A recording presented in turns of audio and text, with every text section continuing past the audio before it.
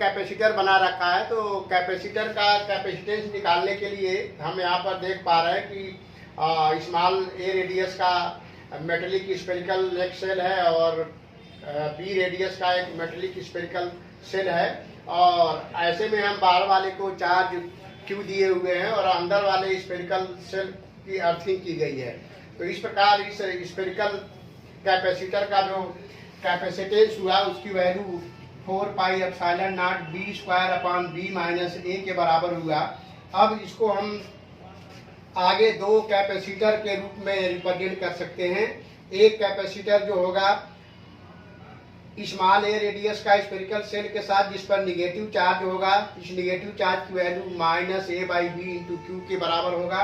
और बाहर वाला जो स्फेरिकल सेल है बी रेडियस का उसके अंदर वाले सरफेस पर उतना ही पॉजिटिव चार्ज होगा A by B into Q के बराबर। अब ये negative charge minus A by B into Q और पॉजिटिव चार्ज बाहर वाले सरफेस पर A by B into Q कैसे आ रहा है इसको अभी हम बताने की कोशिश करेंगे। फिलहाल यहाँ पर ये जो दूसरा आइसोलेटेड कैपेसिटर है जो बी रेडियस का है, इसके बाहरी सरफेस पे जो चार्ज की वैल्यू होगी B minus A upon B into Q के बराबर होगा, और इसका चूंकि एक आइसोलेटेड कैपेसिटर है इसलिए इसका capacitance 4 pi epsilon naught B के बराबर होगा। इस प्रकार इस आइसोलेटेड कैपेसिटर और ये स्फेरिकल ए रेडियस और बी रेडियस का जो कैपेसिटर है इसके कैपेसिटेंस और इसके कैपेसिटेंस का जो सम होगा, इन दोनों को सॉल्व करेंगे तो इस कैपेसिटर का जिसके बाहरी सरफेस पे क्यू चार्ज दिया गया है और अंदर वाले की अर्थिंग की गई है, इसके कैपेसिटेंस की value 4 pi epsilon naught B square upon B minus A के बराबर होगा। तो इस तरह के क्वेश्चन जनरली IIT JEE और नीट के एग्जाम में पूछे जाते हैं। तो आइए देखते हैं कि अंदर वाले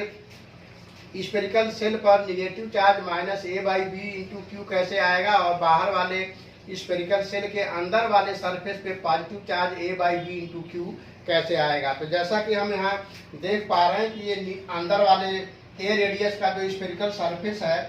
इसकी अर्थिंग की गई है, इसलिए इस सरफेस का जो वोल्टेज होगा हम इसको ए सरफेस लिखते हैं और बाहर वाले सरफेस को बी सरफेस लिखते हैं। इसलिए ए वाले स्मॉल ए वाले रेडियस का जो स्फेरिकल सेल है उसको हम ए लिख रहे हैं और उसका वोल्टेज जो है हम निकालने की कोशिश करेंगे। तो मानते हैं इस पर Q1 चार्ज है, ये चार्ज जो है निगेटिव या पॉजिटिव जो भी है इसको हम Q1 चार्ज मानते हैं। तो इसके कारण इस पे जो वोल्टेज होगा Q1 upon 4 pi epsilon not a, और बाहर वाला जो सरफेस है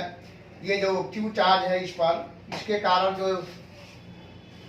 अंदर वाले स्फेरिकल सेल के सरफेस पे जो वोल्टेज होगा वो Q upon 4 pi epsilon naught B के बराबर होगा, क्योंकि ये बी रेडियस का स्फेरिकल सेल है इस पे Q चार्ज दिया हुआ है। क्योंकि